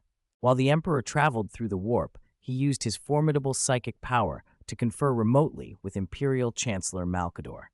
He gave a brief account of Axis's situation. Malcador, who had helped create the Gene Seed Primarchs, was intensely curious about this extraordinary child. What did it mean for a human boy to rival a Gene Seed Primarch even in childhood? He understood what those children were capable of. "He's the one," the Emperor said. "He surprised me repeatedly aboard the ship, his combat performance when we first met, and the strange power he displayed after we brought him on board. Both were astounding." The Emperor described Axis's monstrous displays. He trusted Malcador more than any of the Primarchs and more than his nominal wife, Erda. "You're not joking?" Malcador said. "His body withstands 10 times gravity, and without power armor he can fight a custodian and win?" "I'm not lying. If you don't believe me, watch the ship's surveillance footage. It shows Axis's fight with Caesar. Caesar wasn't in full armor, but he fought at his best," the Emperor replied. "That's remarkable. You said this special energy, Chi, really enhances a living being's physical attributes?" "Yes. Look at Caesar. His physical stats improved noticeably since leaving Holy Terra. I also tested Subject 6. His physical abilities are about 10% stronger than we'd expected." Malcador's eyes narrowed. The value of this child was incalculable. This was a fighting force at Gene Seed Primarch level, perhaps beyond. If properly cultivated, he would be invaluable to humanity, a power the Imperium currently lacked. "What do you intend to do? Will you entrust his custodian modifications to the bio-wizards?" Malcador asked. "I will take him to the underground laboratory beneath the Imperial Palace in the Himalayas and perform the modifications myself, with you assisting me," the Emperor said. Malcador froze. "That's where the Gene Seed Primarchs were made. You're serious?" As the Emperor's oldest friend and co-conspirator, Malcador had been present for the Primarch project and knew the lab's secrets intimately. The Emperor's reply was terse and careful. He also told Malcador, by psychic transmission, that he had returned with a biohealing pod and, more delicately, a hyperspace engine. He withheld mention of the engine from other channels. Psychic communication in the warp could be overheard by powers best not alerted. Malcador, pausing in his stride, felt a tremor of awe under the Emperor's steady gaze. Composing himself, he entered the depths of the Imperial Palace at the Emperor's side and ordered the custodians to billet Axis in the palace for the time being. Axis stood to one side, sulking, clearly convinced the two were speaking by psychic means. Whatever the Emperor had told Malcador, it had unsettled him. They went into a sealed chamber deep beneath the palace and used their powers to cloak the room against all psychic eavesdropping. The isolation was total. No third party could listen in. "All right, old friend," Malcador said as he poured the Emperor a cup of tea. "Tell me what you brought back." The Emperor laid out everything, the breakthroughs, the artifacts, and his plan for humanity's restoration. The old plan had been to rely on the webway. Now it would be the webway plus hyperspace vessels. Malcador's hands trembled as he handled the tea. "A hyperspace engine? Thousands of times faster? We actually have one?" "That's why I was cautious speaking in the warp," the Emperor said.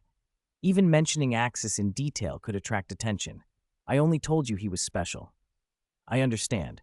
I'll help however I can, as always, Malkador said. I intend to use every gene enhancement technology on him, the Emperor continued. His enhancement will follow the Gene Seed Primarch model, except I will not give him the warp essence that Primarchs possess. Malkador's face paled. You want to make him a Gene Seed Primarch? That's impossible. You know what the Primarchs were, fragments of lesser warp gods housed in human bodies. Without those soul fragments, you don't get a true Primarch. And any Gene Seed Primarch carries a 50% risk of corruption by chaos. The difference here is that he won't be infused with any warp soul fragments, the Emperor said quietly. It will be a purely biological enhancement, a Gene Seed Primarch's body and capabilities without the warp component. Malkador exhaled. So he'll be half a Gene Seed Primarch and half a custodian? Something like that. He will not have warp powers, the Emperor confirmed. Without a warp essence, the 50% risk of chaos corruption would not apply. He would be far safer than a true Primarch. That's a staggering plan, Malkador said. If that's what you intend, why not extract his genetic material and clone him? Produce a controlled line of gene seed this way. It would be safer and more predictable. He's unique, the Emperor replied.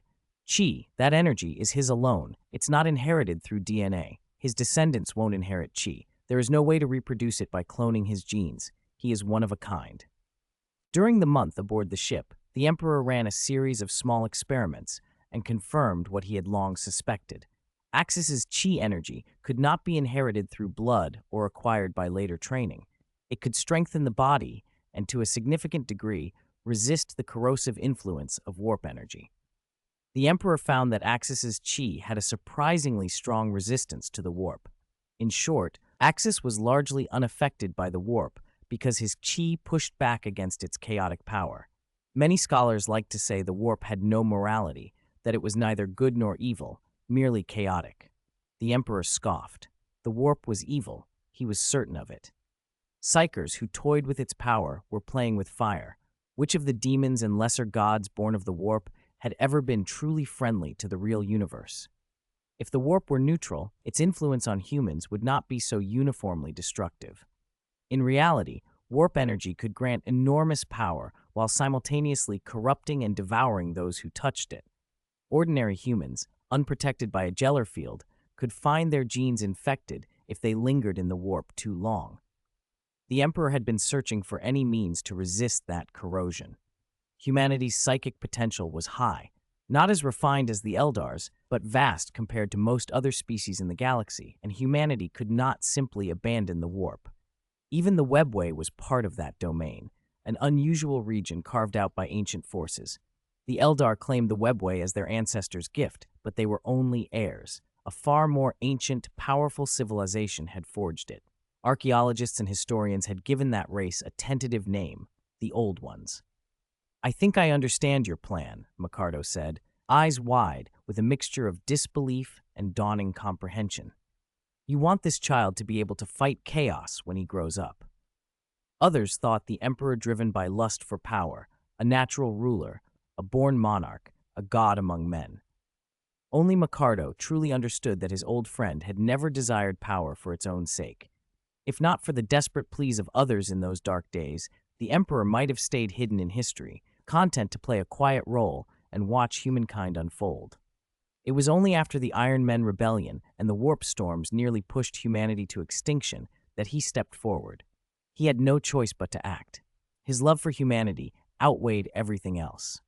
In truth, the Emperor was lazy by temperament. He preferred to let others do the work where possible, which was why he created the Gene Seed Primarchs.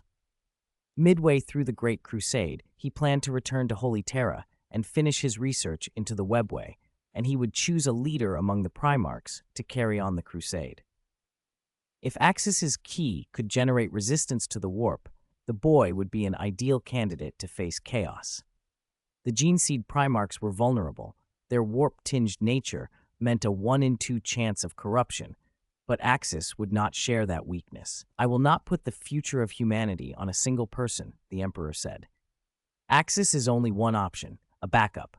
He is like Horus, like my gene seed Primarchs. If one of us falls, if one is destroyed by those warp entities or trapped by their schemes, the children we train will be the vanguard against the warp and continue to lead mankind.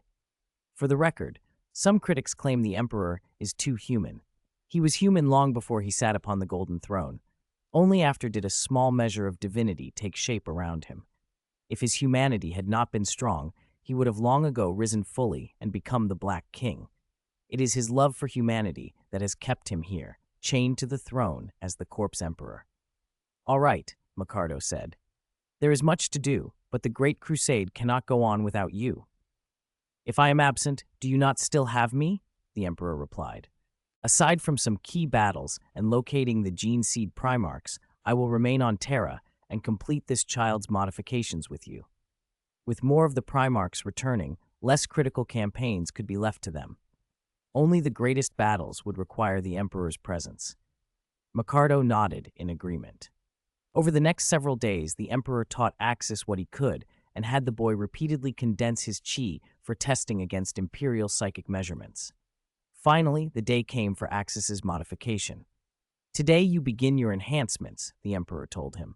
"You must be ready. This procedure is not ordinary. You will lie within a cultivation tank until it finishes." Even a Custodian Guard's modification required a decade in a tank. A Primarch-level physical transformation would take far longer. Axis considered it coolly. "I'm ready," he said. "I'll think of it as sleeping. For a long life and a stronger body, those decades of sleep will be worth it," the Emperor agreed. "While you rest, I will feed knowledge into you through specialized equipment. You will learn the history of the Imperium, military strategy, and cultivation techniques." "I understand," Axis said. "I will learn while I sleep." The Emperor nodded and led Axis and Micardo into the deepest parts of the Imperial Palace. Axis saw the massive golden throne from a distance, and beyond it they descended to even more secret places. Only the Emperor and Micardo accompanied him. Not even the Custodian Guard were permitted to follow. They arrived at a vast, hidden laboratory, the very place where the Gene Seed Primarchs had once been created. "This is it, Axis," the Emperor said, looking down at him. The Emperor stood in the vast laboratory, a faint trace of nostalgia in his eyes. This was where he, Micardo, and Erda had cultivated the Gene Seed Primarchs. Erda had treated those creations as her children, and yet she had betrayed him. The warp was the great corruptor.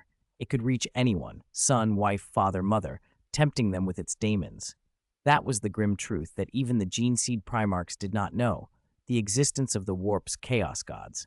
For Axis, however, the Emperor had decided to reveal some of that truth. Axis's aura resisted the warp's corruption in a way few could, and the Emperor intended him to be the ultimate weapon against the daemons and chaos itself. Once Axis's transformation was complete, the Emperor planned to send him to Russ for training. Once the boy had seen the warp's horrors, he would return on his own. Axis looked the laboratory over. It had been reorganized recently. Dust streaks showed it had only been reactivated after years of neglect. Where 21 giant cultivation pods had once stood, only 2 now remained. These were the pods used to raise Gene Seed Primarchs. Axis had been told he was here for Custodian Guard modification. Why 2 pods? One should have been enough for his procedure. He wondered whose the other pod was for. "Come, Axis. Take off your clothes and lie down in the pod. Don't worry about what comes next. Relax," the Emperor said. Axis pointed to the other pod. "What is it for? You don't need to worry about that. Do as I say," the Emperor replied, and did not answer. Axis did not press the matter. He obediently entered one of the massive pods, removed his clothing, and lay down. Micardo, standing nearby, smiled at him. "We'll be with you for a long time, little one," he said. The Emperor was occupied with preliminary work, and Micardo would stay close. A breathing mask sealed over Axis's face, and then cultivation fluids began to enshroud him. Slowly, consciousness slipped away. "Begin," the Emperor ordered. "First strengthen his cells with the cultivation serum, then extract his blood and start growing the superhuman organs."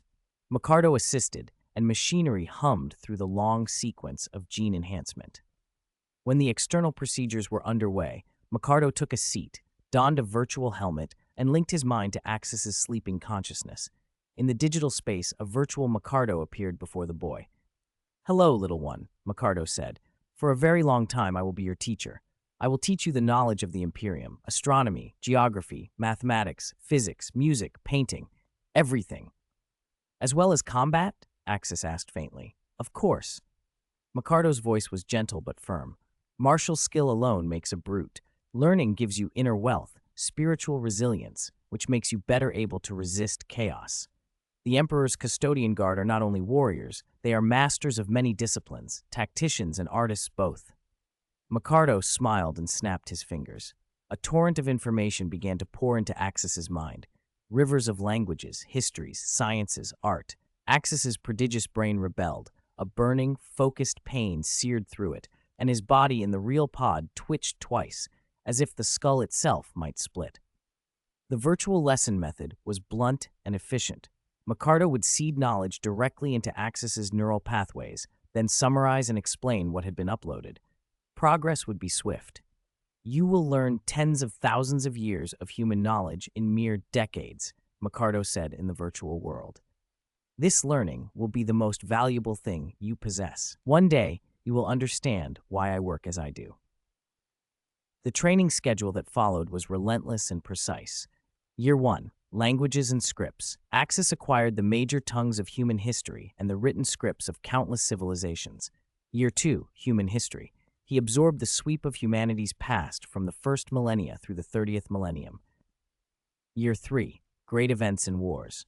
Axis studied every famous conflict, ancient battles, modern engagements, the age of interstellar exploration, the dark age of technology, the age of strife. Virtual scenarios placed him inside these events so he could observe and understand the flow of history firsthand. Outside the virtual world, over those 3 years, Axis's cells had been strengthened by the cultivation serums, and his genetically grown superhuman organs had matured. The Emperor began a series of surgical modifications. One by one, implants were fitted into Axis's body: a life furnace, a Primarch-level brain core, an ultimate heart, super-reinforced bones, specially cultivated bioskin, and other bespoke internal organs. Year 4, Tactics. Axis began systematic instruction in military theory and battlefield craft, synthesizing the historical lessons from the previous year. During that 4th year, the Emperor departed for more than half a year to retrieve the 2nd Primarch and to take command of the 2nd Legion. Years 5 to 7, continuation of tactical training, refinement of command skills, and strategic thinking. In M30, Year 824, the Emperor found Ferris Manus on Medusa and established the Iron Hands as the 10th Legion. Year 8, Arts. Axis cultivated aesthetic sensitivity, painting, piano, and a variety of musical instruments. Year 9, Literature and Poetry. He studied the canonical poems and classics of many cultures. Year 10, Sciences. In M30, Year 830, Mikardo shifted the curriculum to biology, physics, chemistry, and allied sciences. During this period, the Emperor left again, retrieving Fulgrim, the Primarch of the 3rd Legion.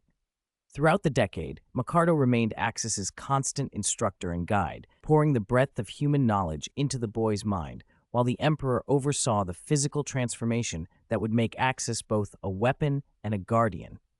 The lab hummed with machines, and the 2 pods, still a question in Axis's sleeping mind, continued their silent vigil over the future the Emperor was forging. Chapter 37, Wake Up, First Mission. When Fulgrim, Primarch of the 3rd Legion, first met the Emperor, he immediately recognized his father and swore his allegiance. Another Primarch returned.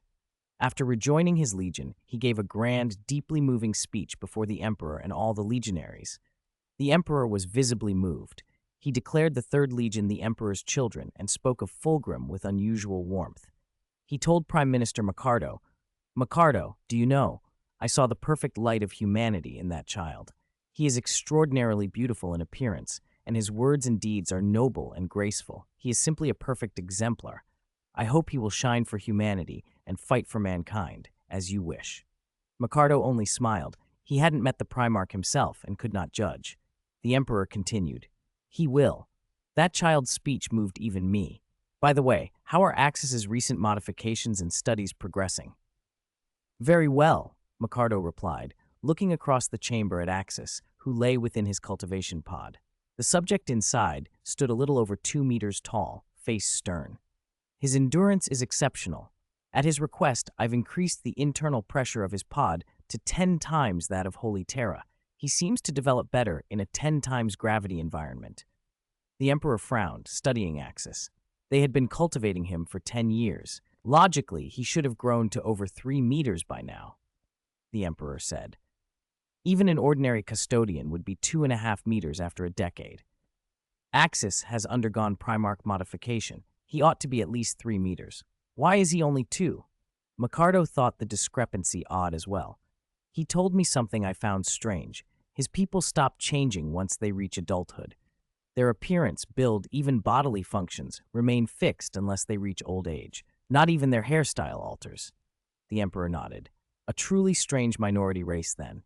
Once mature, no outward changes at all. In the 11th year, Axis continued to develop his creative faculties, but Micardo shifted the emphasis toward martial aptitudes. By the 12th year, he was giving Axis command exercises, leading troops in simulated battle.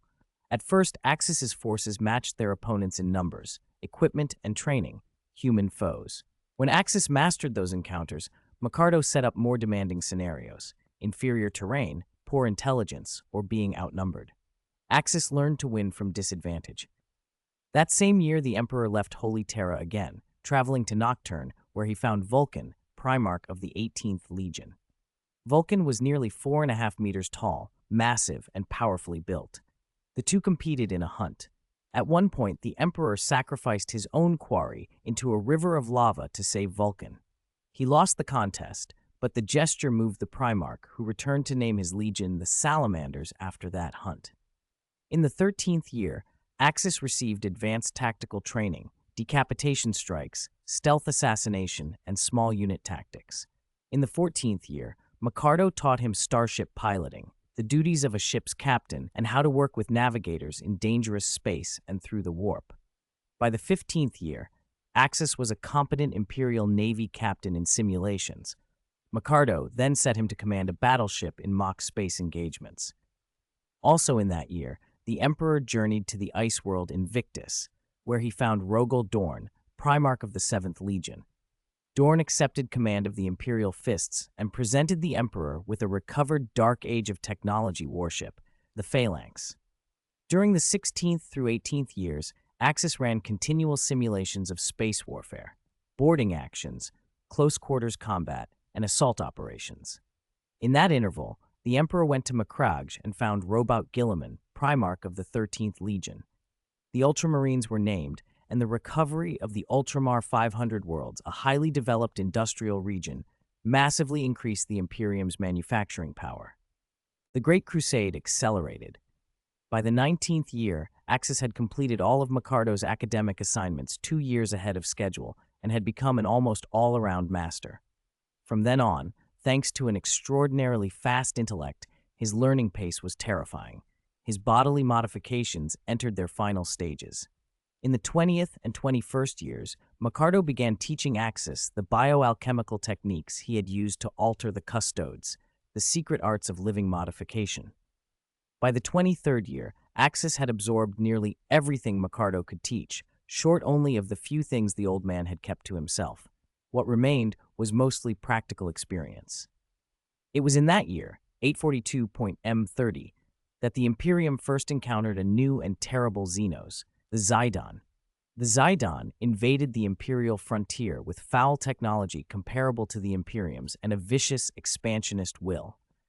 They wielded potent psychic control, and in the opening months of the campaign against the First Legion, some 5,000 Space Marines fell to them. Worse, during that period, the Emperor suffered another, deeper outrage. The second Primarch betrayed him. After 24 years of preparation, Micardo awakened Axis. The sleeper opened his eyes slowly, took control of his body, and turned his gaze toward the Emperor. "Axis," the Emperor said, "your first mission, eliminate the second Primarch."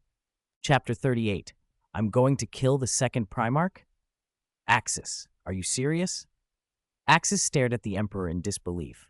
The first order he received the moment he opened his eyes after 24 years was to eliminate a gene seed Primarch, and not just any Primarch, but the mysterious second Primarch. Physically, Axis felt enormously powerful, yet right then he could barely stand. His body was strong, but his coordination was off. His mind and muscles weren't in sync. He'd spent years awake in virtual training, but in reality, his body had been asleep for a full 24 years. He would need rehabilitation time to relearn control. Emperor, could we reconsider? Micardo, standing nearby, cleared his throat and protested softly. Sending Axis on such a dangerous mission so soon after awakening, to kill a Primarch no less, seemed inappropriate. But he also knew the Emperor's temper was dangerous now. If the Emperor had ordered Axis without consulting him, it meant the Lord of Mankind was furious. The second Primarch has betrayed the Imperium and humanity, the Emperor said. He must be eliminated. This is your first task. As a custodian, you obey orders, not question them. There was more to it than fury. The Emperor saw a chance to test Axis.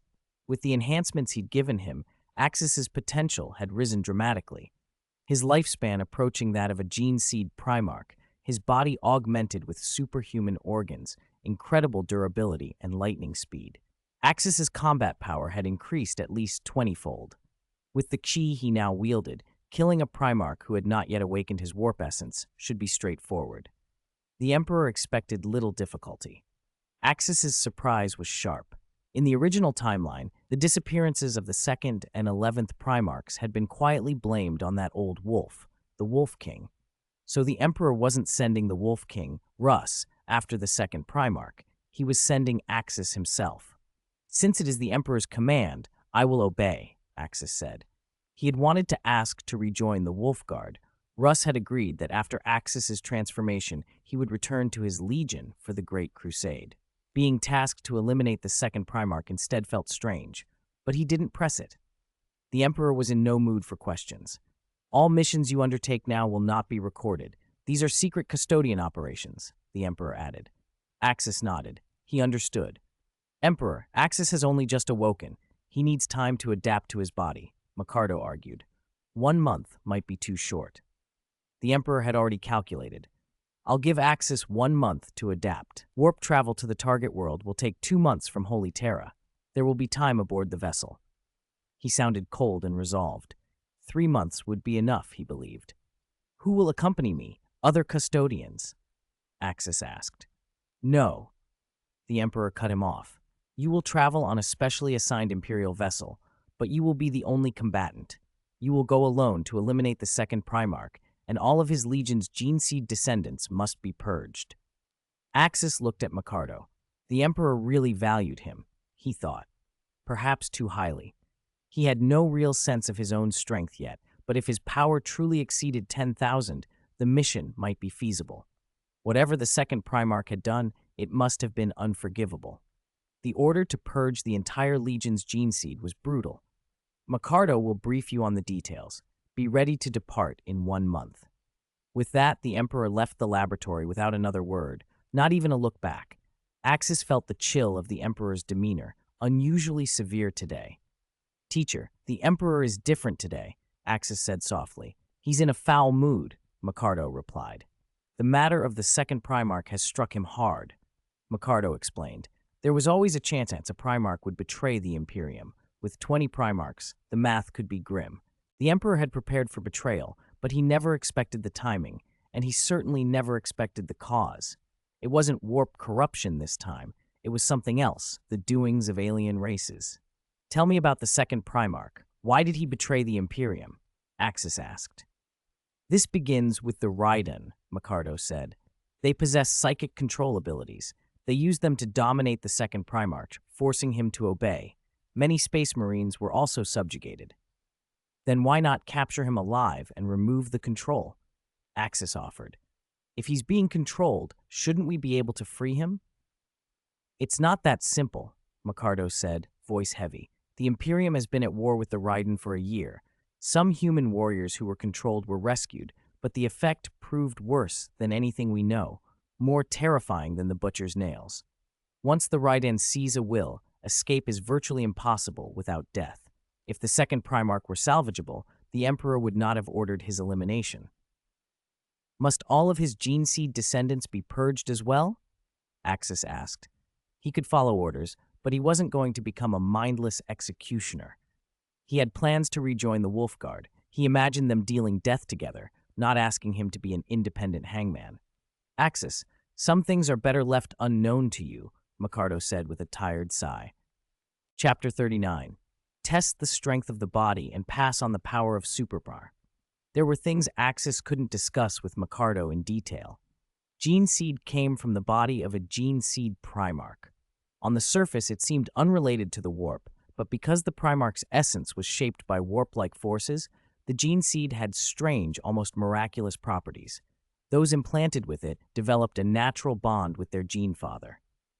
Unless someone possessed an iron will, their Gene Father's command carried the weight of a god. All Gene Seed offshoots tended to obey a Primarch without question. If a Primarch betrayed, his Gene Seed became a contagion. His entire legion had to be destroyed. It was a terrible rule the Emperor accepted reluctantly. I understand, teacher. When can I return to the Space Wolves? Father must have been waiting for me, Axis asked. He could not speak to the Emperor about everything, but he could ask Micardo when he might go back to Russ. You'll see your father very soon, Micardo replied. Finish this mission first.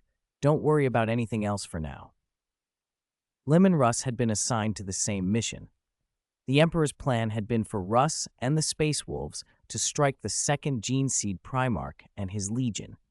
Sending Axis was meant to be a surprise, and the two were kept unaware of each other's existence. After the mission, Axis would return to the Space Wolves, and later, once he grasped the warp's danger, he would come to the Emperor and Micardo on his own. Axis's potential was immense. The chi he possessed was unique.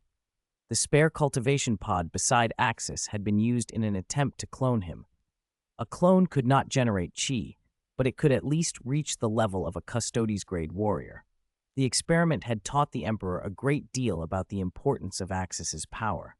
The clone's early growth had been promising, yet it never produced chi. Its cells began to show resistance, as if they withered without chi's nourishment. The clone never truly became a living being, only a distorted facsimile of Axis, barely surviving inside the pod. Outside the nutrient solution, it would die because of its chi deficiency. On learning this, the Emperor and Micardo destroyed the clone and repurposed the pod. The failure convinced them Axis was irreplaceable. His future might be on the level of a Gene Seed Primarch.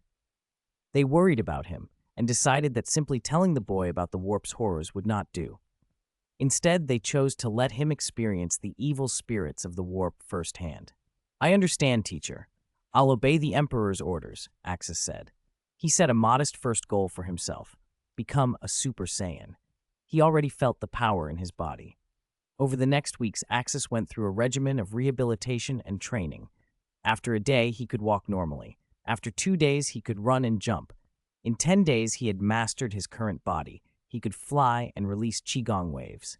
He had grown to 2.1 meters tall, a large Saiyan, only slightly shorter than Nappa and Broly.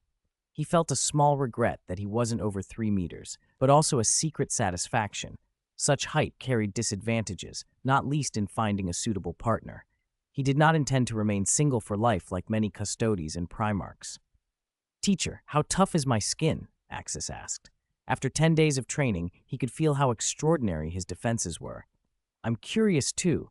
We have estimates, but we should test them, Micardo said. They went to the armory. Micardo brought a standard Imperial Army laser rifle, a bolter, a Space Marine heavy bolter, a plasma gun, a melta, and the close combat weapons, power sword and chainsword. They started with the laser rifle. The red beam touched Axis and left no mark at all. Micardo nodded and switched to the bolter. The rounds hit like pebbles and fell away. Axis felt nothing beyond a tiny stinging, and the projectiles deformed and dropped to the floor. The heavy bolter felt like being struck by rubber bullets, painful but hardly more than that.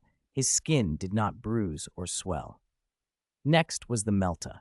Knowing the weapon could generate extreme heat, Axis activated a layer of chi, focusing it into a protective field. The chi flared like living flame, condensing into a faint green shield that wrapped his body. Axis recognized the sensation. He had seen Broly use something similar, an innate protection that marked the evolution toward a Super Saiyan. A shield of chi, like a psychic barrier, Micardo said, stepping closer to examine it.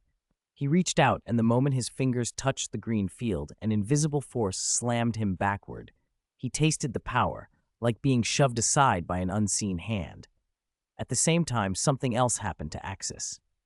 The use of that shield sparked a sudden, terrifying surge of anger from deep within him, an uncontrollable fury that rose like a tide. Chapter 40. Control the power of the super, and the strongest warrior in the universe is about to be born. Axis suddenly erupted with an unbearably terrifying aura that made the entire Holy Terra Imperial Palace tremble. A dreadful power flowed out from the palace, and the sky above Holy Terra clouded over at once, lightning flashing and thunder rolling. Boom, boom. Furious bolts of lightning rained down as if heralding the end of the world. Even the citizens of Holy Terra were frightened, and the custodes were on high alert. Axis was wrapped in a searing golden aura. His eyes had gone white as his pupils faded, and his hair shifted to a blue-red hue. This was the mimetic form of a Super Saiyan. He had grown taller by nearly 30 centimeters, reaching 2 meters 4. His muscles swelled and his face twisted with savagery and bloodlust. He looked like a completely different person. Axis, stop now. Use your neural core to calm yourself. Do not let this instinctive rage take control, Micardo's voice echoed in Axis's mind. During Axis's augmentation, he and the Emperor had discovered a violently destructive power within him. If it were unleashed without restraint, it would erase his reason and turn him into a beast that fought without heed of death. That was why the Emperor and Micardo had implanted a special neural core to regulate that force. Micardo reached out with his psychic power and soothed Axis's frayed emotions. That raging fury was the very thing an entity in the warp craved most. Axis had to learn to master it. If he failed, he would fall into Khorne's embrace. Even though Axis's ki offered some resistance to warp energies, the Chaos Gods always found a way. If Axis yielded, Khorne could grant him might even more violent and furious than what he now displayed, and the angrier Axis grew, the stronger he would become. If that happened, Axis would be Khorne's puppet, stripped of reason and turned into a killing machine. Ah! Axis gasped. A cool clarity spread through his mind, the violent surge receding. The implanted neural core held, and he regained control. Phew, I'm sorry, teacher. I lost control, Axis said, fighting to steady his racing heart. Without the core and his stubborn will, he felt he might have erupted into a legendary Super Saiyan in that instant. The raw, destructive urge was beyond ordinary comprehension. Learn to control this rage, Micardo said. Let it be your source of strength, not your master. The Emperor, standing at the entrance to the subterranean lab, allowed himself a satisfied smile. If Axis had failed to regain control, he would have used his own formidable psychic might to forcibly subdue him.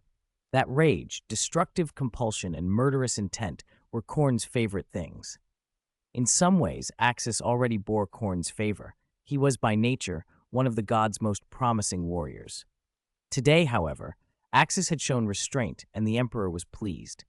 A squad of custodes had rushed up, and seeing the Emperor at the door, knelt on one knee. They had sensed the tremors sweeping Holy Terra and had moved straight for the epicenter. It's under control, the Emperor said, and the dozen custodes acknowledged him before withdrawing from the lab entrance. Axis, you must train to master this. Unless you can control it, never intentionally increase your ki, Micardo warned. I understand, teacher. Let's continue the tests, Axis replied. He hungered for the power of a Super Saiyan, the unrivaled destructive potential, but he would never let himself become a puppet of that power or a plaything of the Chaos Gods. He would not be consumed. He would command the power. Micardo nodded and resumed the trial, attacking Axis with a melt-a-weapon. The molten heat capable of melting ceramite struck, but Axis's ki held it back. He chose not to take the burn to his skin. His ki formed the best barrier against such intense temperatures. Next, Micardo fired a plasma weapon. Again, the blast failed to penetrate Axis's ki. Frieza Legion energy weapons were not even worth testing against a Saiyan. They would be pointless. Conventional weapons are useless against you. Want to try a chainsword and a power weapon? Micardo asked. Those weapons generated their own disintegration fields. If they struck, anything made of molecules and cells could be annihilated. Test them. I don't think they can pierce my ki either, Axis said confidently. Micardo brought forth a massive chainsword and a power weapon. The chainsword could not break Axis's ki, and even his flesh resisted the teeth of the blade. Only red marks scarred his skin, and the weapon was dulled. The power weapon proved more dangerous. Axis could block it while using his Super Saiyan barrier. But without that heightened barrier, the weapon's disintegration field could tear through him and kill him outright. I have a clear picture of your capabilities. Micardo said, your power armor is already in production. Next, you'll learn to fight in it. I'll arrange sparring matches with a few custodes. Remember, you cannot win by brute force alone. Axis nodded. Far beyond, in the warp, the four Chaos Gods all glimpsed the same vision at once, a prophecy. The strongest warrior in the universe was about to be born. Please give monthly votes.